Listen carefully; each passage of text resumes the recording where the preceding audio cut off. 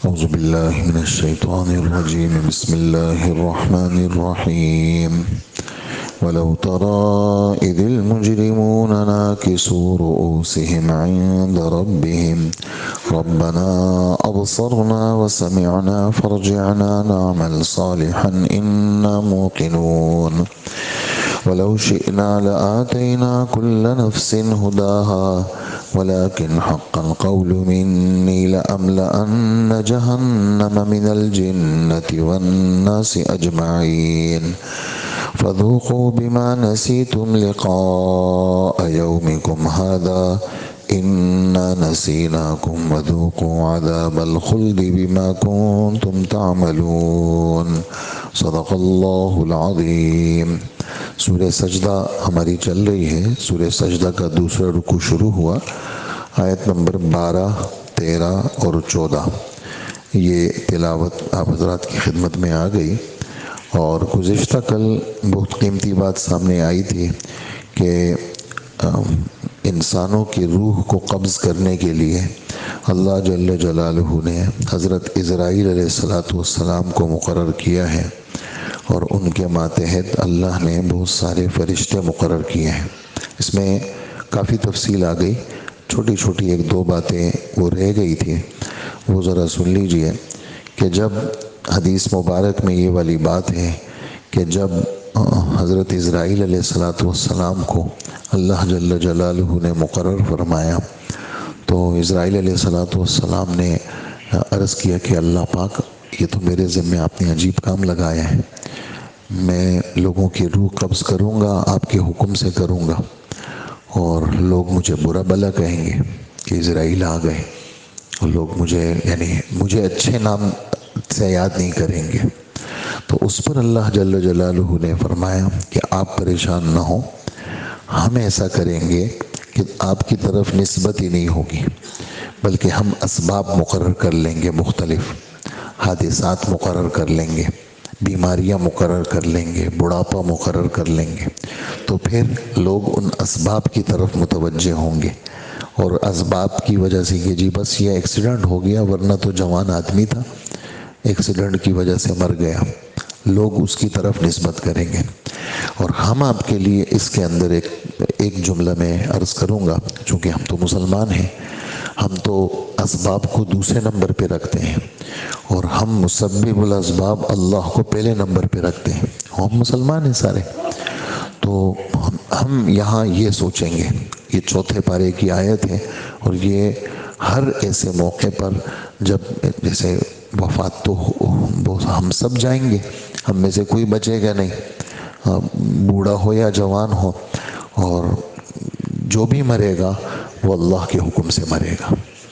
یہ جس کو کہتے ہیں نا 100 باتوں کی ایک ہی بات، وہ قرآن پاک کی آیت میں پڑھ کے سناؤں آپ کے سامنے کہ ہمارے رب فرماتے ہیں، یہ چوتھے پارے کی آیت ہے، وَمَا كَانَ لِنَفْسٍ أَن تَمُوتَ إِلَّا بِإِذْنِ اللَّهِ. کوئی بھی جان ایسی نہیں ہے کہ جو اللہ کے حکم کے بغیر مر جائے. یعنی آپ سمجھیں کہ یہ جملہ بالکل ایسا بند ہے. یعنی ہمارے عربی بلاغت کے اندر اس کو کہتے ہیں، اس جملے میں حصر ہے، یعنی چاروں طرف سے بند ہے. کسی کی جان نہیں لی جا سکتی صرف اللہ کے حکم سے. یہ اس کا گویا میں نے لفظ ترجمہ کیا، اور میں نے پہلا جو ترجمہ تھا وہ میں نے بامحاورہ کیا سمجھانے کے لیے کہ کوئی بھی جان اللہ کے حکم کے بغیر مر نہیں سکتی. نمبر 2، وقت سے پہلے نہیں مر سکتی. یہ دو باتیں ہمیشہ کے لیے. یعنی مطلب شیطان ایسے موقعوں پر ہر چیز بھلا دیتا ہے، اور آدمی آپے سے باہر ہو جاتا ہے. وہ کبھی کبھار خدا پہ اعتراض کرتا ہے کہ اللہ پاک نعوذ باللہ اللہ ظالم ہے، اللہ نے ایسا کیا، یہ اللہ ایسے ہیں، نعوذ باللہ. نہیں، اللہ کا حکم ہم تقدیر کہتے ہی اس کو ہے کہ ہم اللہ کے فیصلوں پر راضی ہوں. تقدیر کہتے ہی اس کو ہے کہ ہم اللہ کے فیصلوں پر راضی ہوں. اور عجیب بات آپ کو بتاؤں، جب آپ یہ بہت بڑا نقصان سامنے آ گیا اور فوراً آپ نے کہا کہ بس یہ اللہ کی طرف سے تھا، کوئی بات نہیں، میں اس پہ راضی ہوں، آپ کا دل ایک دم خوش ہو جائے گا، ایک دم اطمینان اللہ بھیج دیں گے. اور ذرا سا اگر آپ نے ادھر ادھر وہ کیا، اپنا دل دماغ لے گئے، تو ایسا غم اللہ مسلط کریں گے کہ آپ کی نیندیں اڑا دیں گے. تو اس لیے ہمیشہ کے لیے، یہ تو موت کی بات ہے، ہر مسئلے کے لیے اس میں ہمارے دل دماغ میں یہ بات ہو کہ اللہ کے حکم سے. اور کیا نمبر 2، یہ موت کی آیت میں وقت مقرر ہے. تو مومن جو ہے وہ حادثات کی طرف نسبت نہیں کرتا. تو اللہ جل جلالہ نے فرمایا کہ میں اسباب ایسے مقرر کر لوں گا کہ لوگ کیا کہیں گے کہ بھی فلانی چیز کی وجہ سے ایسا مقرر ہو گیا. اور ایک بات، اور پھر اس دوسری بات، یعنی کل کی باتوں میں ایک بات یہ ہو گئی، اور بیچ میں ایک بات آ گئی. میں نے آیت پڑھ لی کہ بھئی ایمان والا سبب کو نہیں دیکھتا، ایمان والا تو اللہ کے حکم کو دیکھتا ہے.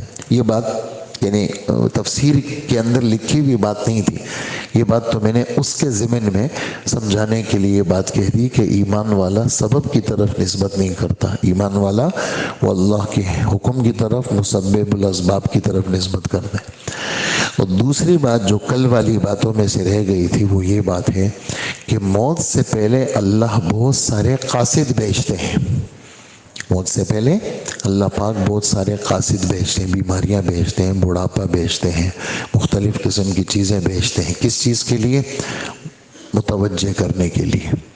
متوجہ، بیماری آ گئی، اچھا بیمار، اچانک بیمار، کچھ بھی نہیں، سارے پرہیز کر رہے آدمی، واک بھی کر رہے، پرہیز بھی کر رہے، دوائیاں بھی کھا رہے، سب چیزیں کر رہے ہیں، پھر بھی جو مقرر ہے اس سے آدمی بچ نہیں سکتا. اور جو چیز وقت مقرر پہ ہے وہ آ کر رہے گی. کوئی سامنے سبب نہیں ہے، بس طبیعت خراب ہو گئی. بھی کیسے خراب ہو گئی؟ بس اللہ کا حکم تھا. تو اس میں یہ ہے کہ قاصد موت سے پہلے بیچتے ہیں. اللہ جل جلالہ بڑھاپا بیچتے ہیں، بیماریاں بیچتے ہیں. جی شادی ہو گئی، پھر اس کے بعد بچے ہو گئے، ان بچوں کی بھی بچے ہو گئے، پھر ان بچوں کے بچوں کی بھی بچے ہو گئے، پوتے بھی دیکھ لیے، پوتوں کے بچے بھی دیکھ لیے، یہ سب. اور سفید بال آ گئے جی، پھر اور سفیدی اور بڑھتی چلی گئی. یہ سب کیا ہے؟ موت سے پہلے کے قاصد ہیں. اور آدمی کو کیا کرتے ہیں؟ تیاری کے لیے دستک دیتے ہیں کہ دیکھو آگے جا رہے ہو تم، پیچھے ریورس نہیں ہے، تم آگے جا رہے ہو، اس لیے آخرت کی تیاری کرو. اور آخری بات، کل کی باتوں میں سے ایک بات آخری یہ بات ہے کہ ملک الموت جو روح قبض کرتے ہیں، روح قبض کرنے سے پہلے ان کو کسی کا پتہ نہیں ہے کہ کس کی روح قبض ہوگی. اللہ نشاندہی کرتے ہیں اور بتاتے ہیں کہ فلانے کی روح کو جا کر اس وقت میں قبض کر لو، تو پھر ان کو پتہ چلتا ہے. یعنی یہ والی بات کہ جی ملک الموت کو سب پتہ ہے اور بس وہ جب چاہیں کر لے، نہیں، سب کچھ اللہ کو پتہ ہے. سب کچھ کس کو پتہ ہے؟ ہاں، وما تدری نفس بأی ارض تموت، کسی کو پتہ نہیں. تو جب کسی کو پتہ نہیں تو ملک الموت کو بھی پتہ نہیں کہ بھائی مجھے اس وقت میں اس کو لینا ہے. نہیں، وہ اللہ بتائیں گے تب جا کر کے وہ اس کی روح قبض کرے گا. اس لیے کہ جتنا نظام ہے وہ صرف اللہ کے کنٹرول میں ہے، جتنا نظم ہے وہ صرف اللہ کے قبضے، اللہ کے تصرف میں ہے. اور اللہ کے قبضے سے کوئی چیز خارج نہیں ہے، اللہ کے قبضے سے کوئی چیز خارج نہیں. یہ باتیں سیکھنے کی باتیں ہیں، اور چونکہ ہم یہ صبح کا وقت ہوتا ہے، اس کے اندر بات دل میں جم جاتی ہے، اور ایسی جمتی ہے کہ پھر کبھی جاتی نہیں ہے. تو اس لیے یہ باتیں جو ہیں اس کا تعلق ہمارے عقیدے اور ایمان کے ساتھ ہے. ان باتوں کو ایسا پکا رکھیں کہ کسی موقع پر آدمی ادھر ادھر نہ ہو. اور یہ بات کیوں کہہ رہا ہوں میں؟ یہ اگلی آیت میں یہی والی بات ہے کہ مجرم لوگوں کو آپ دیکھیں گے کل قیامت کے دن. چلیے، مجرم لوگوں کو کل قیامت کے دن آپ کہیں گے، آپ دیکھیں گے کہ مجرموں نے سر نیچے کیے ہوئے ہوں گے. یہاں مجرموں سے مراد مسلمان نہیں ہے، یہاں مجرموں سے مراد کافر ہے. اس لیے کہ مسلمان اگر گناہ گار ہے، گزشتہ کل ایک حدیث گزری کہ بخاری شریف میں کہ حضور صلی اللہ علیہ وسلم فرماتے ہیں کہ اللہ پاک گناہ گار کو بلائیں گے اور اللہ پاک اس پہ پردے ڈالیں گے، اس طرح اپنے قریب کریں گے اور چاروں طرف سے پیک کر دیں گے اس کو. اور اس کو کہیں گے اے میرے بندے تو نے فلانے فلانے وقت میں یہ کیا تھا، تو وہ کہے گا ہاں میں نے کیا تھا. تو اللہ جل جلالہ اس کو کہیں گے میں نے دنیا میں پردہ ڈالا تھا، کسی کو نہیں بتایا تھا، اور تجھے میں نے بدنامی سے بچایا تھا، آج بھی میں تجھ پہ پردہ ڈالتا ہوں اور میں نے تجھے معاف کر دیا. ایمان والے کے ساتھ ایسا ہوگا. اور کافروں کے ساتھ کیا ہوگا؟ اللہ اکبر. رؤوس الاشہاد، ساری مخلوق کے سامنے ان کو لایا جائے گا، لا کر کے ان کو کھڑا کریں گے. اچھا تو ہے وہ؟ تو یہ کافر ہوں گے، ان کے سر نیچے ہوں گے. تو کیا کہیں گے؟ اے ہمارے رب، ہم نے اپنی آنکھوں سے قیامت دیکھ لی اور ساری حقیقت سن لی، سب چیزیں دیکھ لی اور یقین بھی آ گیا، بس آپ ہمیں واپس بھیج دیں، واپس بھیج دیں، بس اب ہم صحیح ہو جائیں گے. تو اللہ جل جلالہ فرماتے ہیں کہ دیکھو ہم نے تو نبیوں کو بھیجا تھا اور تمہارے سامنے سب چیزیں وضاحت کے ساتھ آ گئی تھی، اور تم نے اپنے اختیار سے کفر اختیار کیا اور آخرت کی چیزوں پر تم نے یقین نہیں رکھا، اس کو تم نے جھٹلایا.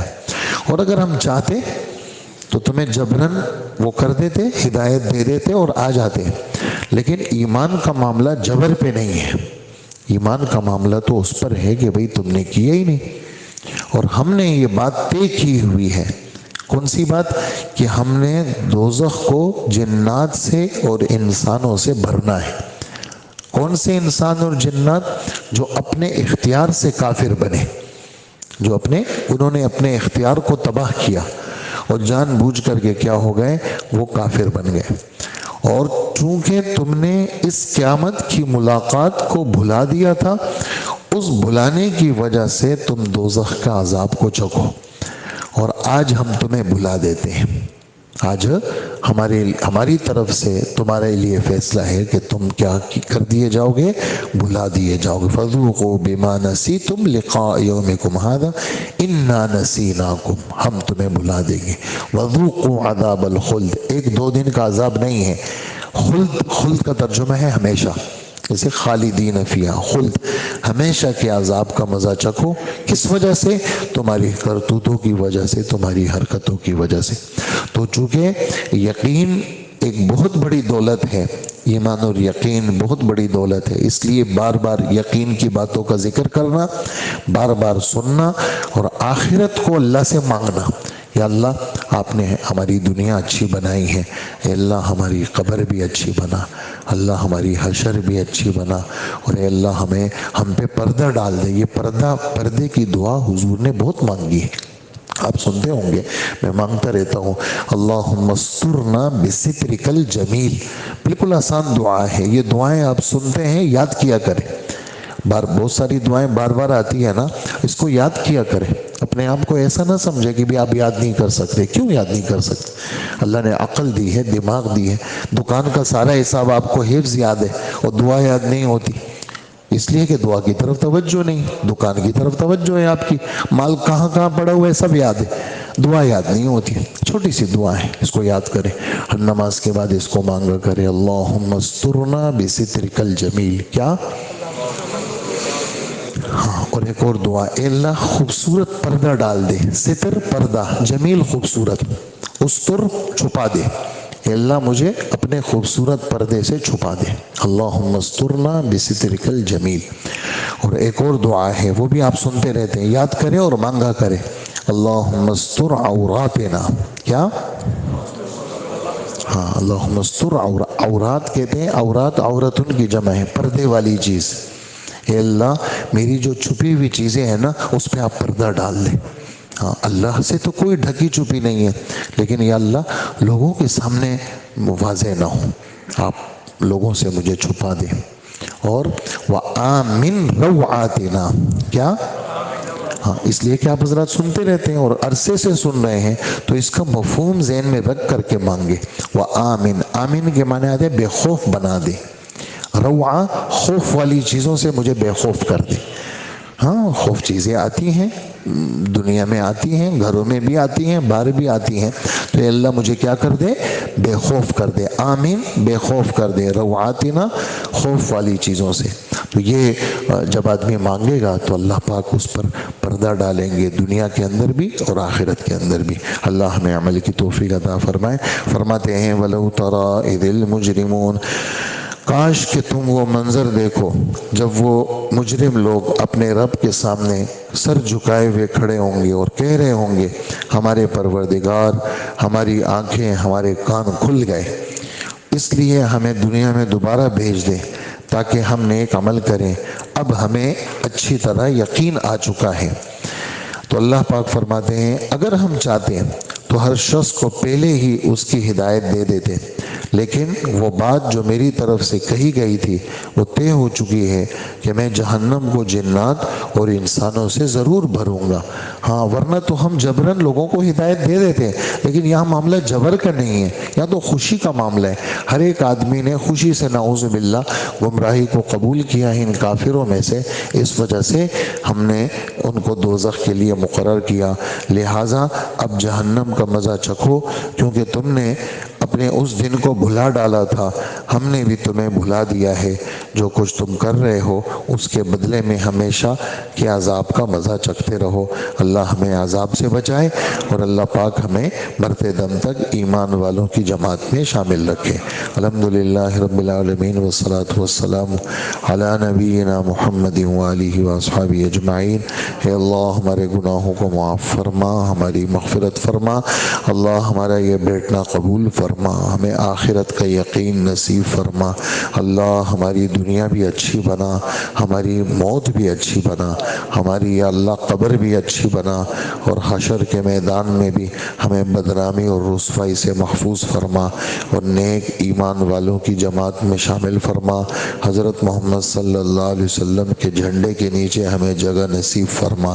اے اللہ آج کے دن کے سارے کام آپ کے حوالے ہیں، اپنے کرم، اپنے فضل، اپنے رحم سے سارے کاموں کو آسان فرما اور ہمیں طمع، حرص و لالچ سے ہماری حفاظت فرما، ہمارے دل دماغ کو یا اللہ آخرت کی طرف متوجہ فرما، تمام مرحومین کی مغفرت فرما، بھائی سلطان اقبال صاحب کی مغفرت فرما، ہمارے حافظ سلمان کی نانی کی مغفرت فرما اور ہمارے سارے مرحومین کی مغفرت فرما، جو قریب میں دور زمانے میں جا چکے ہیں دنیا سے، سب کی مغفرت فرما، سارے بیماروں کو شفا عطا فرما، مولانا مستفیض الرحمن صاحب کو یا اللہ شفا عطا فرما، ان کی تکلیف کو ختم فرما، اللہ غزہ کے مسلمانوں کی مدد فرما، غزہ کے مسلمانوں کی مدد فرما، غزہ کے مسلمانوں کی مدد فرما، کافروں کے چالوں و تدبیروں کو انہی کے خلاف کر دے، اور اے اللہ جتنے اسلحے ہیں ان کافروں نے ان کافروں کی مدد کے لیے بھیجے ہیں،